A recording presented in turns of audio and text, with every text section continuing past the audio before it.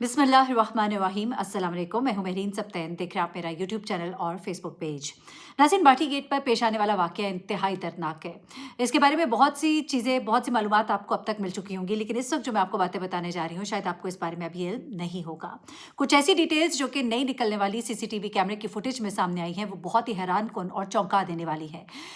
ये फैमिली मुख्तसरन से आपको बताती चलूँ, जो कि दाता दरबार जाती है। वहाँ पर आपको मालूम है कि बहुत सा कंस्ट्रक्शन का काम हो रहा है, नीपा की, और वहाँ पर काम करने वाले जितने भी इदारे हैं उनकी इंतहाई गफलत, संगीन गफलत, कि जब तक कि कोई बड़ा वाक़या नहीं हो जाता उसे कोई रिपोर्ट नहीं करता, कोई इस पर सवाल जवाब नहीं करता। कुछ लोगों को सस्पेंड कर दिया जाता है, जिस तरह अभी भी कर दिया गया। लेकिन क्या ये वाक़यात रुकेंगे? होता क्या है कि वहाँ पर जो मैन होल है उसको कवर नहीं किया जाता है। ये एक बड़ा डीप मैन होल होता है और यहाँ पर शक्कू को शुबहात खड़े करने के लिए बड़ी अजीब सी बातें शुरू में फैलाई गई, वो भी आपको आगे बताती हूँ। ये फैमिली यहाँ पर आती है, रात के वक्त ये वापस अपने घर जा रहे होते हैं। रिक्शा जो है सड़क पर खड़ा होता है। इस रिक्शे पर बैठने के लिए जो लोग होते हैं वो इस खातून के शौहर, यानी कि जो खातून इस वाक़े में जाँ भाग हुई हैं उनके शौहर होते हैं, उनकी सास होती हैं, खातून की बिल्कुल छोटी सी बच्ची होती है गोद में उनके, और साथ में उनकी मुमानी, और साथ में इनके दो कज़न हैं। अब इसके शौहर बताते हैं कि जो एक मेरा कज़न है वो वहाँ पर पार्किंग वाले को फ़ीस देने के लिए जाता है। रिक्शा इनके अपने ही कज़न का होता है। अब रिक्शा चूँकि वहाँ पे खड़ा है तो वो कहता है कि अगली सीट पर मैंने बैठना था, पिछली सीट पर मेरी माँ ने, मेरी बीवी ने, मुमानी ने और मेरे कज़न ने बैठना था। तो कहता है कि पीछे ये सारे खड़े थे रिक्शे में बैठने के लिए, तो मेरा कज़न जो है वो पहले अंदर बैठने लगा, तो मेरी माँ ने उसे कहा कि पहले आप ही को बैठने दो। तो वो कहती हैं कि वो जो कज़न दरवाजे के पास रिक्शे के खड़ा था वो थोड़ा सा पीछे हुआ।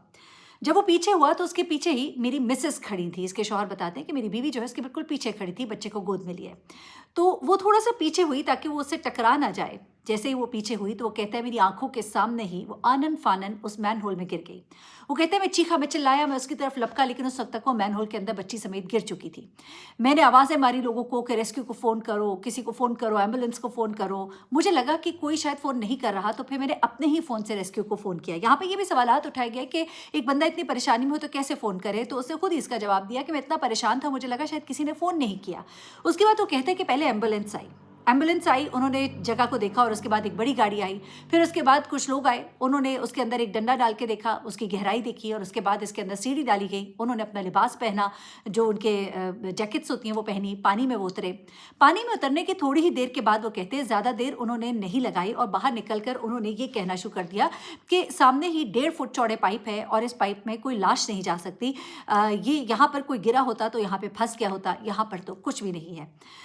वो शौहर कहते हैं कि मैं बार-बार उन्हें कहता रहा कि मेरी आँखों के सामने वो गिरी है, आप तलाश तो कीजिए, लेकिन वो बस इतना ही तलाश करके बाहर आ गए। उन्होंने कहा, हमने इससे आगे वाले पाइप को भी चेक कर लिया है, यहाँ पर कुछ भी नहीं है। उसके बाद वो कहता है कि वहाँ पर पुलिस वाले पहुँचे और पुलिस वाले जो है मुझे और मेरे कज़न को अपने साथ पुलिस स्टेशन ले गए। वो कहते हैं कि उन्होंने ज़्यादा तकलीफ़ भी नहीं की कि ढूँढते मज़ीद कुछ, बस ये कहकर बात को टाल दिया गया कि ये जो जगह है यहाँ से आगे बॉडी जा ही नहीं सकती। तो यहाँ पर उन्होंने मुझ पर शक करना शुरू कर दिया। वो शौहर कहता है कि मेरे ऊपर उन्होंने शक करना शुरू कर दिया कि शायद मैं कुछ उनको गलत बता रहा हूँ। उसके बाद वो कहता है कि मुझे ये लोग थाने ले गए, उन्होंने कहा आपसे एक बयान लेना है। बयान लिखवाया मुझसे पेपर के ऊपर कि क्या कुछ हुआ। जब मैंने उनको पूरी बात बताई तो उन्होंने कहा कि हमें लगता है कि बल्कि जो वहाँ पर लोग थे जो आए थे इमदाद के लिए, उन्होंने भी कहना शुरू कर दिया कि जी फेक कॉल जनरेट की गई है, यहाँ पर कोई भी नीचे इस मैन होल में नहीं गिरा, क्योंकि गिरता तो इस पाइप में फंसता तो हम उसको निकाल लेते। अब यहाँ पे वो कहते हैं कि मुझे मेरे कज़न को ले गए और हमसे उन्होंने बयान लिखने के लिए कहा। फिर वो कहते हैं कि बयान मुझसे लिखवाया गया, मेरा फ़ोन चार्ज नहीं था, मेरा फ़ोन चार्जिंग के लिए लगाया गया। उसके बाद उन्होंने मुझसे मेरे फ़ोन का पासवर्ड लिया, जो मैंने उनको फ़ौरन दे दिया। उसके बाद वो कहते हैं कि बताओ भाई, तुम्हारी अपनी बीवी से कोई लड़ाई झगड़ा तो नहीं था? उसने कहा कि हाँ, एक वक्त हुआ था लड़ाई झगड़ा, लेकिन बहुत पुरानी बात है, सुलह सफ़ाई हो गई, उसके बाद हमारे 2 बच्चे हुए। फिर वो कहता है कि उन्होंने मुझसे कहा कि सच सच बता दो, आखिर मसला क्या है? कोई तो बात है, तुम्हारी बीवी वहाँ नहीं मिली, तुमने यकीनन उसको कहीं गायब कर दिया है। फिर वो कहते हैं कि वहाँ पर उन्होंने मेरे साथ बड़ी ही नाज़ेबा गुफ्तगू शुरू कर दी, जहाँ पर वो ऐसे ये कहना शुरू हो गए, लगता है कि तूने अपनी बीवी को किसी रिक्शे वाले के साथ बिठाकर भगा दिया है, किसी के साथ भेज दिया है, कितने में बेची, किसको दी। फिर उसके बाद और भी अजीब व गरीब सी बातें वो कहता है कि उन्होंने मेरे साथ करनी शुरू कर दी। उसके बाद उन्होंने मुझे पिछले कमरे में भेजा और वहाँ पर उन्होंने मेरे ऊपर तशद्दुद किया, डंडे से, बेल्टों से और थप्पड़ों से। अब यहाँ पर वो कहते हैं कि उसके बाद उन्होंने मेरे कज़न से भी ये तमाम तर पूछताछ की और उससे भी कहा कि वो बयान लिखे, और उसके बाद वो कहते हैं कि हमने तो सीसीटीवी कैमरे में देख लिया, तुम लोग तो हमें नज़र ही नहीं आ रहे। वो इस बात से साफ इनकारी थे, जबकि वो कहते हैं मैं मुसलसल कह रहा था खुदा के लिए चेक तो करें, हम वहीं पर थे, कैसे हो सकता है कि हम आपको सीसीटीवी कैमरे में नज़र नहीं आ रहे। वो कहते हैं कि सेफ सिटी कैमरे वाले जो है वो कहते हैं कि उन्होंने चेक किया है, लेकिन वो कहते हैं तुम लोग कहीं भी नहीं हो। फिर वो कहते हैं कि मेरे कज़न को जब वो लेकर गए और फिर वो गया सेफ सिटी कैमरा वालों के पास गया, वहाँ पर बैठकर उसने बाकायदा पॉइंट आउट किया कि ये देखिए, ये मैं हूँ, ये मेरा कज़न है और ये हमारी फैमिली है जो कि यहाँ पर मौजूद है। अब जब ये रिपोर्ट की गई है इस शख्स की तरफ से, उसके बाद इसी एसएचओ के कमरे के जो कैमरास हैं वो निकलवाए गए हैं, और उन कैमरास की रिकॉर्डिंग में बाकायदा तौर पर दिखाई दे रहा है कि इसके साथ जो है मारकुटाई की गई है, तशद्दुद किया गया है। एक शख्स जो कि पहले ही बहुत बड़े ट्रॉमे से गुजरा है, और उसे मुसलसल ये कहा जा रहा था कि तुम जो हो झूठ बोल रहे हो, और तुम्हारी बीवी जो है वो बिल्कुल भी तुमने की मार के फेंक दी है या उसको भगा दिया है, वो इस मैन होल में नहीं गिरी। अच्छा, अब यहाँ पर शक्कू को शुबहात इसलिए भी पैदा हुए कि सबसे पहले तो जब ये टीम पूरी नीचे गई तो वो पाइप सबसे पहले 1.5 फुट चौड़ा है, यहाँ पे फंस जानी चाहिए, बॉडी शुरू में नहीं मिल रही, तो इस बिना पर भी शक्कू को शुबहात हुए।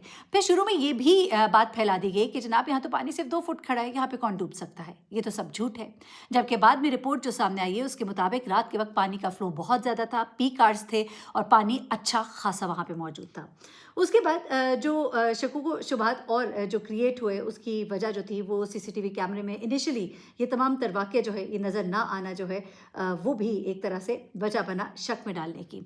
अच्छा, ये सब कुछ तो हो गया, लेकिन उसके बाद जनाब क्या होता है कि कुछ ही घंटों के बाद कोई 6 घंटे के बाद इनकी वाइफ जो है उनकी बॉडी जैसे ही मिलती है तो फ़ौरन ही मामला पलट जाता है। फिर उसके बाद जनाब डीआईजी साहब की कॉल आती है, सबके रवैये बदल जाते हैं, सबके एटीट्यूड बदल जाते हैं, और उसके 17 घंटे के बाद बच्ची की लाश भी मिल जाती है, और बच्ची की लाश तकरीबन कहिए कि 8 किलोमीटर दूर जिस जगह पे मैनहोल था वहाँ से मिलती है। ये सब कुछ होता है, और उसके बाद जनाब मरीम नवाज़ साहिबा जो है वो इसके ऊपर एक्शन लेती हैं। उनकी गुफ्तगू सबने सुनी, मैं कहती हूँ बहुत ही दबंग बात की उन्होंने, मुझे बहुत अच्छा लगा जिस तरह से उन्होंने सबको मुखातिब किया, इस पर एक्शन लिया। काश कि ये एक्शन जो है इस तरह के लिए जाते रहे ताकि कभी कोई इस तरह से करे ना। इससे पहले भी बाहवलपुर में भी ये वाक़या हुआ है, किस तरह का बच्चा गिरा मैनहोल में। जब हम चीज़ों को इग्नोर करते हैं, हाँ, वाक़या जब हाईलाइट होता है, मीडिया पर आता है, तो उसके बाद हम उसके ऊपर एक्शन करते दिखाई देते हैं। लेकिन अल्लाह करे ये वाक़ईतन ऐसा एक्शन हो कि हर तरह के वाक़ये का नोटिस लिया जाए। लोगों को सस्पेंड किया गया और फैमिली को कहा गया कि जी 1 करोड़ रुपया देंगे, लेकिन इस शख्स ने 1 करोड़ रुपया लेने से इनकार कर दिया। उसने कहा कि इससे मेरे बीवी और बच्चे तो वापस नहीं आ जाएंगे, हमें इंसाफ चाहिए। इनके वालिद की मुद्दईयत में, अच्छा, इसके वालिद बताते हैं कि मुझे मेरे दामाद का फ़ोन आया रात के 2 बजे, मैं अपने बेटे, अपने दामाद के साथ मैं उधर पहुंचा हूँ, वहाँ पर हम ढूंढते रहे। ये जो दामाद है इनका बार-बार पुलिस को कहता रहा कि मुझे यहाँ पे रहने दें, मैं अपनी बीवी को ढूँढना चाहता हूँ, लेकिन पुलिस उसे पकड़ कर थाने ले गई। वहाँ पर उसके साथ जो कुछ किया, ज़ाहिर-सी बात है, एक शख्स है, उसकी बच्ची भी जान से गई है, उसकी बीवी भी गई है, कितने बड़े ट्रॉमे से वो गुज़र रहा है, लेकिन आप उसे अंदर बिठाकर आप उसे गैर मुनासिब गुफ्तगू से कर रहे हैं, उसको मार-पीट रहे हैं, और ये कहा जा रहा है कि नहीं, तुमने ही उसको कहीं भगाया। पहले अपने कैमरे तो चेक करें, पहले अपनी तफ्तीश तो मुकम्मल करें। किसी भी इंसान को जो आपको गरीब दिखता है, आपका जो दिल करता है, आप उसके साथ कर देते हैं। एनीवे, ये नौजवान जो है, इनकी वाइफ़ जो है, इनको दफ़ना दिया गया, बच्ची को दफ़ना दिया गया। एक बाप से उसकी बेटी और दूसरे बाप से उसकी बेटी जो है जुदा हो गई, एक शख्स से उसकी बीवी जुदा हो गई, और न जाने इस तरह के कितने मैनहोल हैं। कभी हम सिंध से सुनते हैं, कभी हम पंजाब से सुनते हैं। वो लोग जो रिस्पॉन्सिबल है, जो कंस्ट्रक्शन करते हैं, वहाँ पे काफ़ी कंस्ट्रक्शन हो रही है, बिलियंस के प्रोजेक्ट्स हैं, लेकिन वहाँ पर उन चीज़ों को कवर करने के लिए ना कोई तरीक़ाकार है, ना उस जगह को कॉर्डन ऑफ किया जाता है, ना वहाँ पर कोई लाइट्स होती हैं। इंसान की ज़िंदगी की कीमत जो है वो कितनी हक़ीर है। कभी इन अमीरों के बच्चे इस तरह के मैनहोल में गिरे तो फिर देखें कि दुनिया में कैसी तबाही फेरते हैं ये। अपना बहुत ख्याल रखिएगा, दुआ में याद रखिएगा। अल्लाह हाफ़िज़।